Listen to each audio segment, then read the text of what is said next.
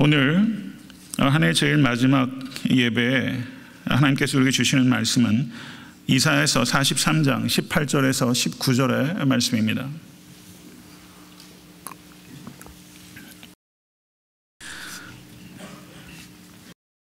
다 같이 합독하도록 하겠습니다. 너희는 이전 일을 기억하지 말며 옛적 일을 생각하지 말라. 보라, 내가 새 일을 행하리니 이제 나타낼 것이라. 너희가 그것을 알지 못하겠느냐. 정령이 내가 광야의 길과 사막의 강을 내리니. 아멘. 하나님의 말씀입니다. 지금이 12시 7분 전입니다. 제가 설교를 하게 되면 적어도 한 30분 정도 진행될 것 같은데 중간에 이제 해가 이제 넘어가게 됩니다. 그래서 오늘은 특별한 방식으로 설교하다가 카운트다운 해서 새해가 넘어가는 그 순간 잠깐 멈췄다가 지나고 그 다음으로 이어가겠습니다. 얼마나 설교하는데 여러분들이 집중력이 흐트러지지 않고 계속 집중할 수 있는지 오늘 한번 시험해 보도록 하겠습니다. 한번 해보시겠습니까? 네, 우리 잠깐 기도하죠. 존귀하신 주님, 참 감사합니다. 이 애틀랜타 땅에 변장한 예수 그리스도를 저희가 찾고 만날 수 있도록 인도해 주시니 감사합니다. 아직 발견하지 못한 변장한 예수를 저희가 만날 수 있도록 도와주시고 돈이 아니라 마음을 줄 수 있는 우리가 될 수 있도록 인도해 주시며, 아버지 하나님, 오늘 드렸던 모든 물질은 하나님의 것입니다. 하나님의 물질로 그리스도께 전달된 것입니다. 아버지 하나님, 이 일 잘 감당할 수 있는 우리가 될 수 있도록 인도해 주시며, 부족한 종 주의 말씀 대언할 때 하나님 놀라운 은혜와 인재를 경험하는 귀한 시간 될 수 있도록 도우소서. 예수 그리스도 이름으로 기도드렸사옵나이다. 아멘. 이 웅 소리 나는 것 좀 안 나게 해주십시오.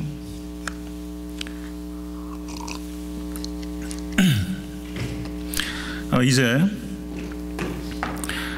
정확히 6분여 있으면 2014년 가보년도 역사의 뒤안길로 사라지게 됩니다. 한 해의 끝에서 우리가 깊이 생각해야 되는 것은 인생의 끝에 대한 것입니다. 한 해 한 해는 인생의 축소판과 같습니다. 하루의 해도 시작과 끝이 있고, 한 달도 시작과 끝이 있고, 한 해도 시작과 끝이 있습니다. 우리 인생에도 시작이 있었던 것처럼 끝이 있게 될 것입니다. 인류와 우주의 역사도 시작이 있고 끝이 있습니다. 한 해의 끝에 있는 이 시간은 우리의 인생의 마지막 순간의 리허설과 같은 것입니다. 리허설은 이제 본 무대를 준비하는 것입니다. 리허설을 준비하는 가수나 배우들은 리허설을 통해서 부족한 것을 보완해서 본 무대에서 완벽한 무대를 펼치기 위한 마지막 점검을 하는 것입니다. 오늘 우리는 이 한 해의 끝에서 한 해를 되돌아보고 자신을 변혁시킬 수 있어야 됩니다. 그렇게 리허설에 성공할 때에만 우리는 인생의 마지막 순간에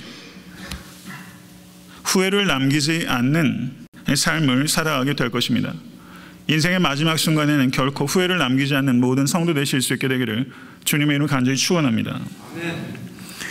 우리 교회의 올해를 요약하자면 값바른 양적 성장, 그리고 무뎌진 내적 성숙입니다.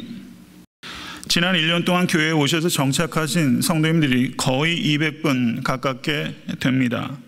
재정도 작년에 비해서 거의 90% 정도가 성장했습니다. 거의 모든 면에서 2배 가까운 값바른 양적 성장을 이룬 것입니다. 그렇지만 우리는 이 시간 매우 겸손하게 되돌아봐야 합니다. 양적 성장에 고무되어서는 안 됩니다. 저는 200명 가까이 오신 새로운 성도님들께서 혹은 그 이전에 오신 성도님들 가운데서도 애틀랜타 섬기는 교회가 정말 내 교회다 라고 생각하시는 성도님들이 얼마나 되실지에 대해서 매우 조심스럽습니다.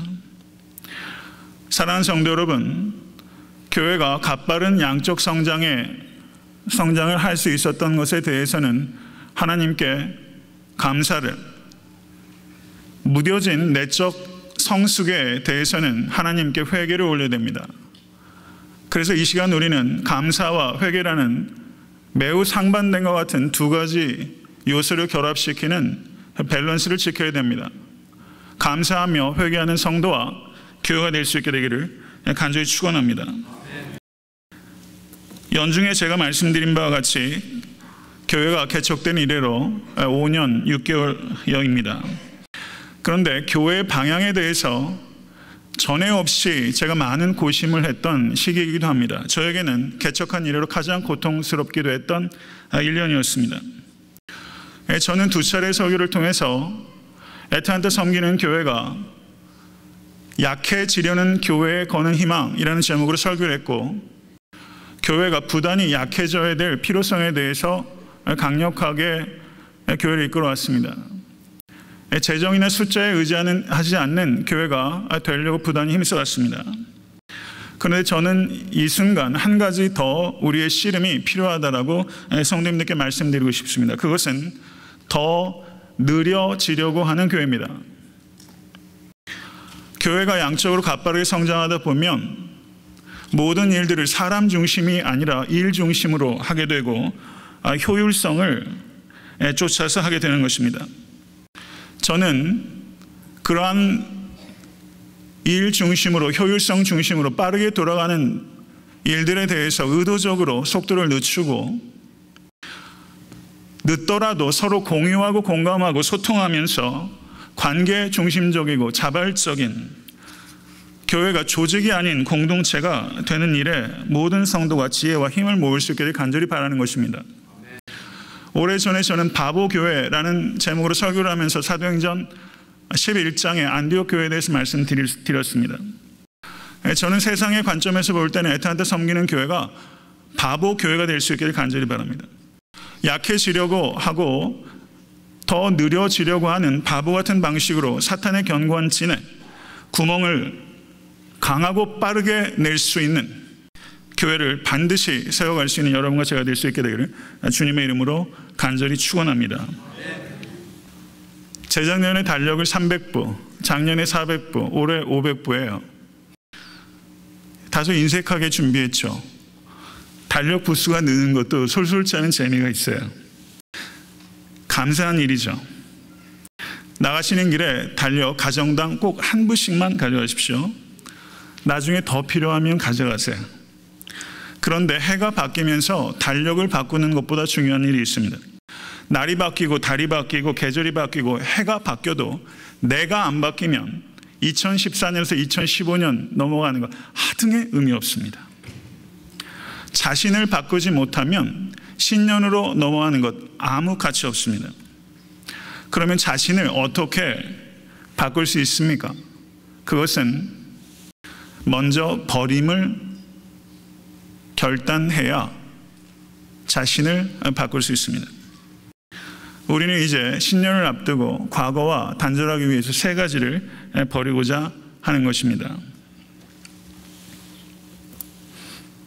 카운트다운, 이게 쉽지 않네요. 이거 내년부터 하지 말아야겠습니다.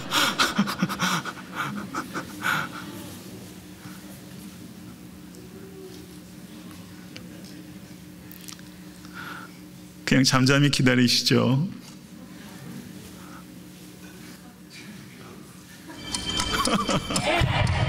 같이 외칠까요? 8, 7, 6, 5, 4, 3, 2, 1.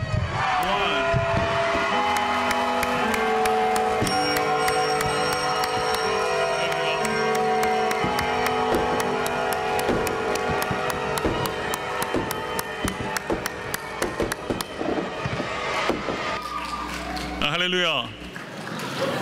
우리 새해 복 많이 받으세요 이렇게 하지 말고요. 주님 큰 영광 받으소서. 우리 크게 그렇게 한번 여쭤볼까요? 주님 큰 영광 받으소서. 우리 전후좌우 분 돌아보시면서 주님 큰 영광 받으소서 인사했으면 좋겠습니다. 다시 설교로 돌아갑니다. 첫째, 우리가 버려야 될 것. 보따리 3개를 머릿속에 연상하세요.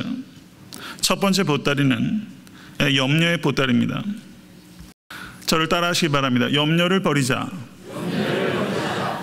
염려하지 말라는 성경의 가르침을 모르시는 분은 이 자리에 한 사람도 없습니다. 그렇지만 염려하지 않으며 살아가는 성도를 만나기는 매우 어렵습니다.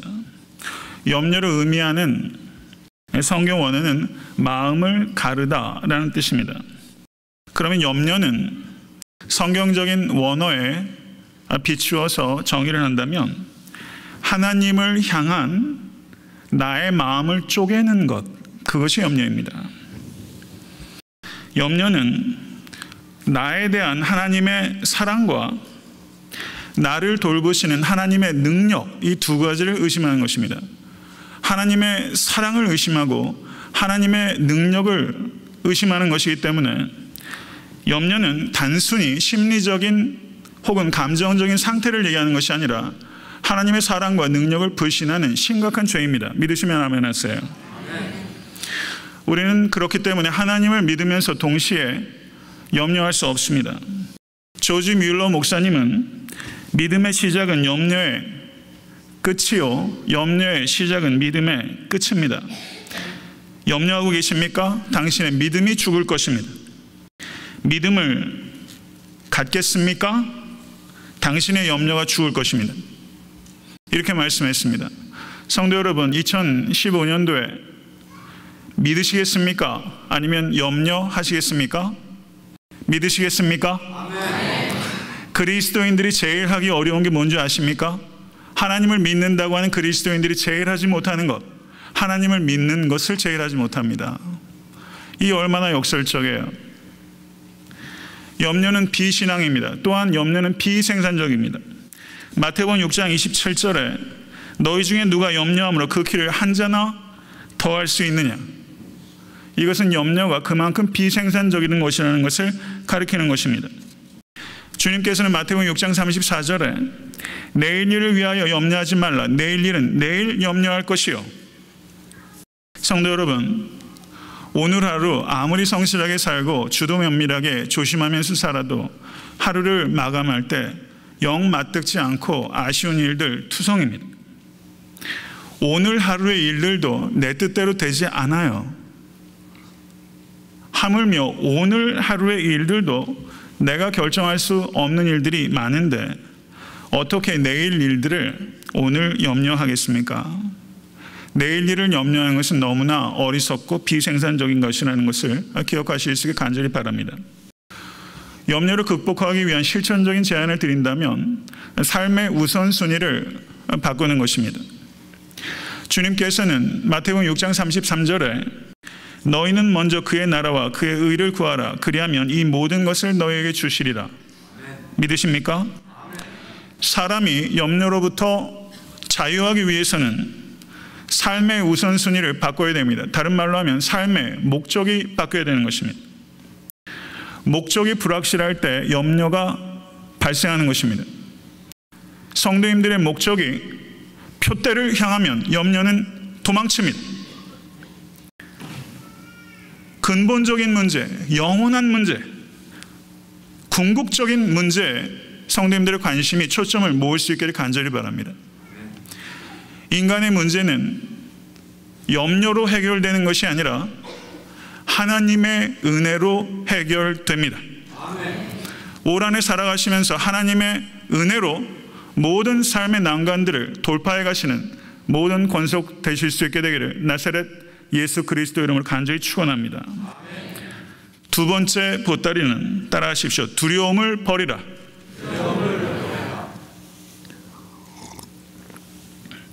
사람들은요,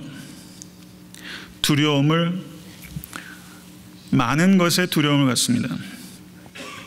변화에 대해서 두렵고, 마이크 잡는 거 두려운 일이에요. 오늘 경험하셨죠? 입이 마르시죠? 저도 설교할 때 얼마나 입 마르는지 좀 경험하셨죠? 쉬운 일 아니에요. 그런데 저는 조금 두려워할 줄 아는 게 좋은 것 같아요. 좀 무서운 줄 알아야 돼요. 저는 강대상에 올라서는 것을 좀 무서워하고 입이 좀 말라야 돼요. 그래야 안 익숙해지고 안주하지 않습니다. 성도 여러분, 인간들은 변화를 두려워하고 실패를 두려워하고 소외받는 것 두려워하고 장래를 두려워하고 사람을 두려워하고 사람을 그리워하면서 사람을 두려워하고 질병과 사고를 두려워하고 그 외에도 수백, 수천 가지의 두려움을 가지고 있습니다. 도저히 논리적으로는 설명되지 않는 많은 두려움의 종류들을 가지고 있습니다. 이 모든 두려움은 부정적인 두려움입니다. 그런데 단 한 가지 긍정적인 두려움이 있는데 그 두려움은 유익한 두려움이요 진정한 두려움입니다. 그 두려움은 하나님에 대한 두려움입니다. 수백 수천 가지의 두려움을 이길 수 있는 유일한 길은 하나님만을 두려워하는 것입니다. 하나님만을 두려워할 때 다른 두려움들을 이길 수 있습니다. 믿으십니까? 두려움을 갖는 이유는 욕망을 내려놓지 않기 때문입니다. 높아지고자 하는 욕망이 있을 때 낮아지는 것을 두려워합니다. 자기의 이름에 대한 욕망이 있을 때 다른 사람이 나를 폄하하는 것에 대해서 두려워합니다. 부자가 되고 싶은 욕망이 있을 때 가난해지는 것에 대한 두려움을 가지고 있습니다. 사랑하는 성도 여러분, 두려움을 버리기 위해서는 욕망을 내려놓으십시오. 단 거룩한 욕망을 가지십시오. 하나님의 나라에 대한 욕망만을 꿈꾸시는 이 자리에 계신 모든 성도 되실 수 있게 되기를 주님을 간절히 축원합니다.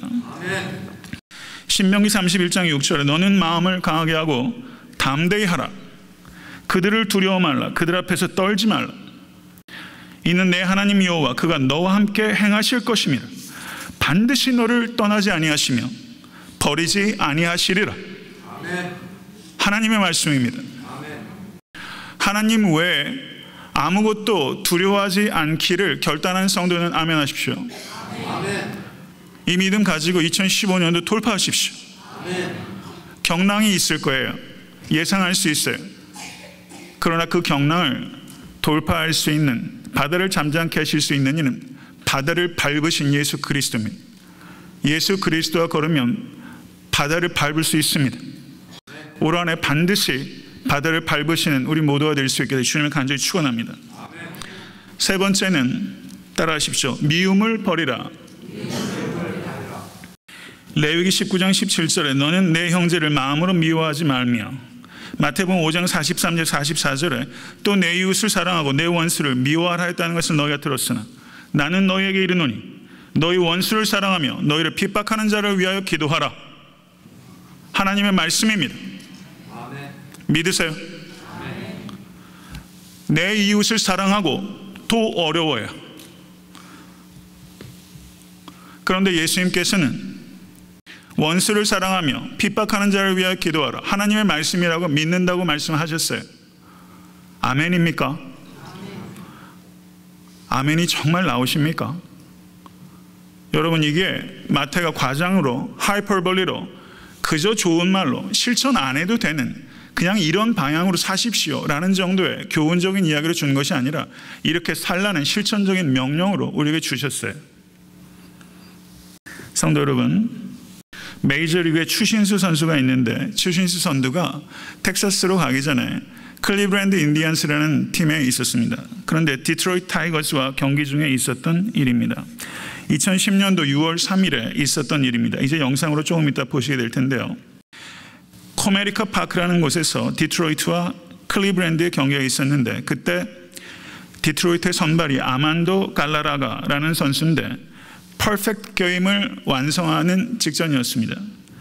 9회 초 2사까지 안타도 볼넷도 하나도 안 줬습니다. 한 타자만 잡으면 퍼펙트 경기가 되는 것입니다. 이것은 정말 어려운 것입니다. 1년에 한 번 나올까 말까 한 대기록입니다. 그 드디어 9회 초 2사 후 마지막 하나의 볼 카운트가 있었는데 타자가 공을 쳤고 일루수가 그 땅볼을 받아서 투수에게 토스했고 명확하게 아웃이었는데, 누가 봐도 아웃이었는데 코앞에 있었던 일루심이 세이프, 조이스란 일루심이 세이프를 선언했던 것입니다. 이거는 너무나 명확하게 아웃이에요. 야구선수에게 퍼펙트 게임이라는 것은요, 메이저리그 역사에 이거는 나만 잘한다고 되는 일이 아니에요. 이거는 영예입니다. 평생 이 순간을 위해서 야구 선수는 노력하는 거예요. 퍼펙트 게임이 된 거예요. 그런데 safe. Are you kidding me? 지금 장난하는 겁니까? 그런데 safe가 됐어요. 그 뒤에 있었던 얘기가 뭐냐면요. 백악관까지 나섰습니다. 퍼펙트 게임을 달성한 것으로 처리해야 된다라는 백악관 성명서가 나왔습니다. 그러자 메이저리그 커미셔너인 버드 셀릭이라는 사람이, 한국으로 말하면 KBO죠. 판정 번복은 있을 수 없습니다. 백악관의 성명이 있었지만 그걸 정식으로 뒤집어서 판정 번복은 없습니다. 대신 홈런 타구 판정할 때 파울이냐 홈런이냐를 할 때 비디오 판독을 하는데, 그때 이후로 비디오 판독의 범위를 넓히는 쪽으로 적극 검토하겠습니다. 그래서 실제 메이저리그는 그 후에 오심은 다 비디오 판독을 합니다. 야구 외적인 요소, 백악관에서 논평까지 낸 문제에 대해서, 그리고 야구 팬들이 들고 일어나는데, 한국으로 말하면 네티즌들이요. 그러면 그거 다 따라가죠. 그런데 그렇게 안 했어요. 이 커미셔너가 야구 외적인 정치적인 요소에 의해서 야구판이 흔들리지 않도록 중심을 지키면서, 다만 앞으로 이런 문제를 개선하기 위해서 비디오 판독을 하겠다라고 말하는 성숙함을 보였습니다. 그런데 조이스 심판이, 1루심 오심한 이 조이스 심판이 그 후에 기자회견을 열어서 뭐라고 말했냐면, 내 인생에 있어서 가장 큰 실수였습니다. 죄송합니다. 갈라라가의 퍼펙트 게임이 나 때문에 날아갔습니다. 개인적으로뿐만 아니라 공개적으로 시인하며 그 앞에서 눈물을 흘리며 용서를 구했습니다. 백악관이라는 서슬퍼른 최고의 살아있는 권력이 압박했지만 메이저리그의 전통이, 권위가 정치판에 의해서 요동되지 않도록 그것을 지켜낸 커미셔너. 감독으로서 게임의 흐름을 놓치지 않기 위해서 어필하는 순간을 적절하게 조절하고, 그리고 다음날 경기 오더를 투수를 내보내서 진정한 화해를 연출시킨 그 감독의 센스, 리더십, 그리고 재심을 청구하지 않은 디트로이트 구단이 하나가 돼서 만들어낸 위대한 드라마, 진정한 스포츠맨십이 뭔지를 보여준 격조 높은 행위였다고 저는 보는 것입니다. 그런데 그 릴랜드 감독이 뭐라고 인터뷰를 했냐면요, 선수도 사람이고 심판도 사람이고 감독도 사람입니다. 성도 여러분, 목사도 사람이고 장로도 사람이고 목자도 사람이고 우리 다 사람이에요. 세상에 실수하지 않는 사람 한 사람도 없어요. 노아도 치명적인 실수를 했습니다. 세상에 실수하지 않는 사람 없고 용서받지 않아도 되는 사람 한 사람도 없습니다. 메이저리그의 가장 수치스러운 오심이 메이저리그의 가장 아름다운 미담으로 전환되는 극적인 순간이었어요. 성도 여러분, 오심도 야구의 일부다라는 말 아시죠? 인생에도 오심이 있어요. 매우 뼈아픈 오심이 있어요. 퍼펙트 경기가 날아가는 오심이 있어요. 올 한해 애틀랜타 섬기는 교회에도 오심이 적지 않았습니다. 오판과 오심이 많이 있었습니다. 특별히 그 문제에서 제가 결코 자유롭지 못합니다. 성도 여러분, 눈에 보기에 명확하게 아웃인데 그걸 오심으로 평생의 기회가 날아갔어요. 그런데 교회도 아닌데 야구장에서 그것을 명확한 오심인데도 거기에 모든 이해 당사자들이 하나가 되어 이것을 추문이 아니라 미담으로 만들어낼 수 있는 영역을 보여요. 교회 내에서 여러 가지 일들이 있을 때 이건 명확하게 오심인지 아웃인지 세이프인지 보는 관점에 따라 헷갈리는 일들이 있어도 교회는 풍지 박살납니다. 명확한 오심은 말할 것도 없고 보는 관점에 따라서 성숙도에 따라 그리고 교회에 대한 이해 정도에 따라 교회의 여러 가지 재반 상황을 아는 정도에 따라 해석하기가 그리고 상황이 많이 있는데도 불구하고 그런 이슈들에 대해서도 우리는 굉장히 갈라져요. 사랑하는 성도 여러분, 퍼펙트 경기를 망친 조이스 심판과 같은 사람이 저일 수 있다고 생각합니다. 이 자리에 계신 여러분들이 그런 심각한 오심을 할 수 있습니다. 의도했든 의도하지 않았든 성도님 자신이 오심으로부터 다른 사람의 원망을 받고 계시지는 않습니까? 아니면 오심한 심판을 혹시 원망하고 계시지는 않습니까? 저는요, 잘못을 저질렀을 때 조이스 심판처럼 눈물로 자신의 잘못을 개인적으로 공개적으로 구할 수 있는 정직한 용기가 있는 우리 모두가 될 수 있게 간절히 축원합니다. 아멘. 성도 여러분, 저도 아직은 제가 오심했다는 것을 깨닫지 못하는 부분도 있을 수 있다고 봐요. 그렇지만 제가 그것을 깨닫는 순간 저는 제가 잘못했습니다 라고 인정할 수 있는 목사 되기를 바랍니다. 제가 마음에 느껴지는 문제들에 대해서는, 깨달아지는 일에 대해서는 제가 명확하게 사과할 수 있게 간절히 바랍니다. 스펄전 목사님이 설교할 때 밑에 강단에 있었던 한 청년이 갑자기 단에서 내려가서 청년, 내가 미안하네 라고 말했다는 일에 대해서 제가 설교 가운데 얘기한 적이 있습니다. 그 자리에 있었던 한 성도가 나는 스펄전 목사님의 설교 중에서 가장 감동받던 순간은 그 위대한 목회자 입에서 내가 미안하네 라고 말하던 순간이었다고 이야기하는 것을 설교 가운데 말씀드린 적 있습니다. 사랑하는 성도 여러분, 성도님의 퍼펙트 경기를 누가 망쳤다고 생각해 보세요. 라카룸에서 맥주 마시는 선수도 그거를 반영해요. 우린 예수 그리스도의 살과 피를 마시는 사람이에요. 퍼펙트 경기 날아가면 여러분 용서하실 수 있으시겠습니까? 이 자리에는 아마 아무도 없을 것 같아요. 저를 포함해서. 우리는 매우 관용하지 않아요. 저는 2015년도에는 퍼펙트 경기가 날아가도 관용할 수 있는 사람이 이 자리에 계신 여러분이 될 수 있게 주님을 간절히 축원합니다. 저는 목회자로서 영적 경기를 감독하는 사람으로서 저는 그래도 제가요, 메이저리그의 감독 정도의 역량을 갖는 것을 목표로 해야 되지 않겠습니까? 자신의 역할에 충실하면서 화해와 감동을 연출할 수 있는 그라운드의 지휘관과 같은 짐 릴랜드 같은 감독, 저는 영적 감독, 그런 영적 감독이 될 수 있게 되기를 간절히 바랍니다. 사랑하는 성도 여러분, 한 해를 넘겼습니다. 여러분, 미워하는 사람 없으세요? 저도 목회하다 보니까 미움 많이 받습니다. 새해 넘어가면서 미워하는 마음 버리시고 넘어가십시오. 우리가 왜 미움이 생기는지 한번 보세요. 사소한 일, 사소한 말, 사소한 차이 때문에 너무 크게, 너무 오래 싸워요. 사탄과 싸운 적 있습니까? 2014년도에. 사탄과 싸우셨습니까? 사람과 싸우셨습니까? 나하고 싸우는 사람은 다 사탄이라고 말하는 악한 습관을 가지고 있지 않습니까? 목회자가 자기와 여러 가지 입장에서 대립하는 성도들을 쉽게 사탄이라고 말하는 일들이 있어요.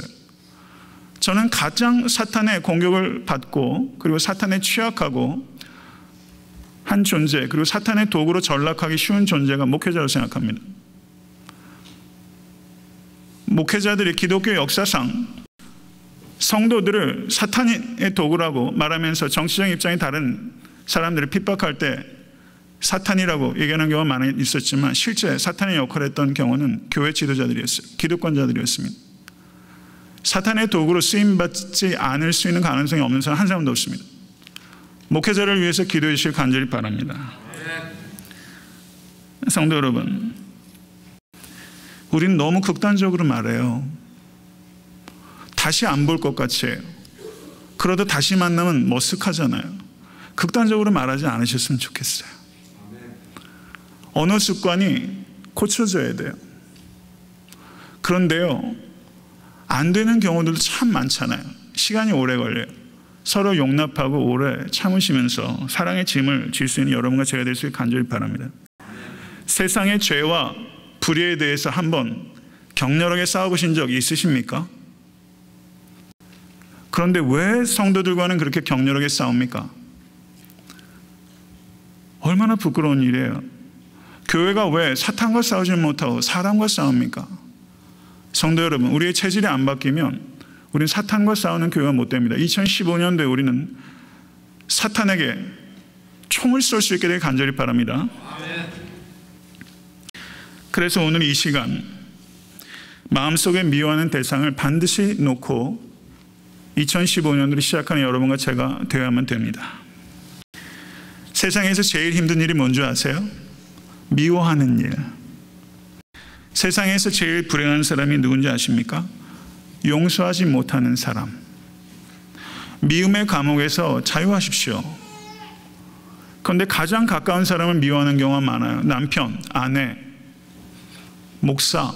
제가 한 3번째쯤 되지 않나 싶은데요. 자식, 멀리 있는 사람은 별 상관없으니까요. 성도 여러분, 미움받을 짓 해도 내가 미워하는 건 또 다른 문제예요. 미워하지 않을 수 있는 여러분과 제가 되십시오. 사랑하는 성도 여러분, 그 사람이 한 행동을 보면 미워할 수밖에 없어요.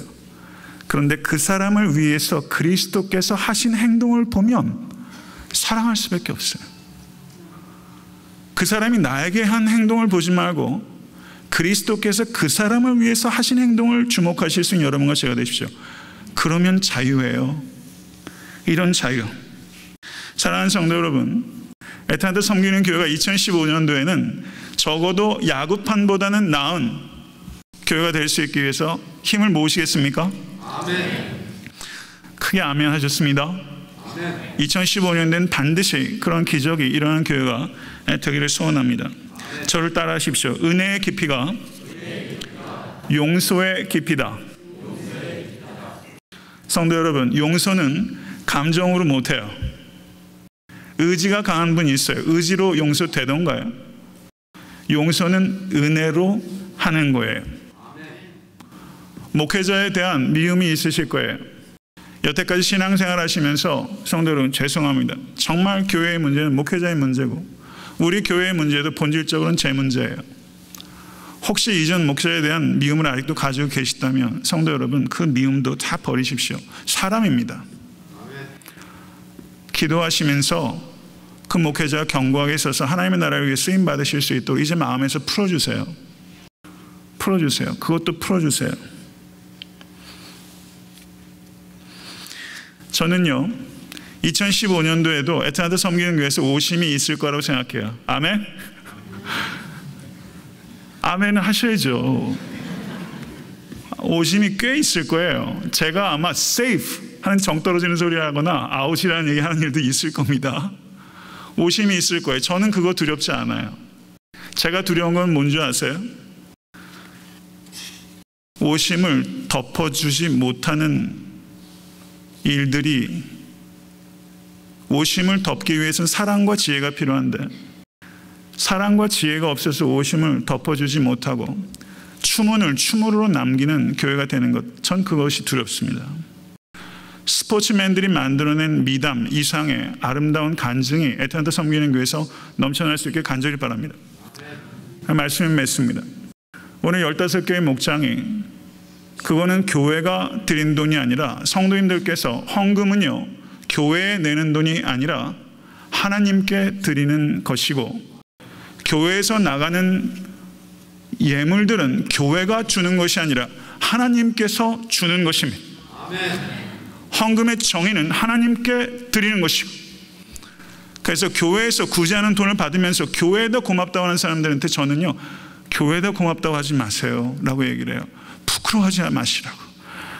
여러분의 것이 여러분에 가는 것이라고. 성도 여러분, 제가 구세현 교회에 가서 부흥회하고 왔을 때 배운 게 많아요. 기억하신 분 있습니까?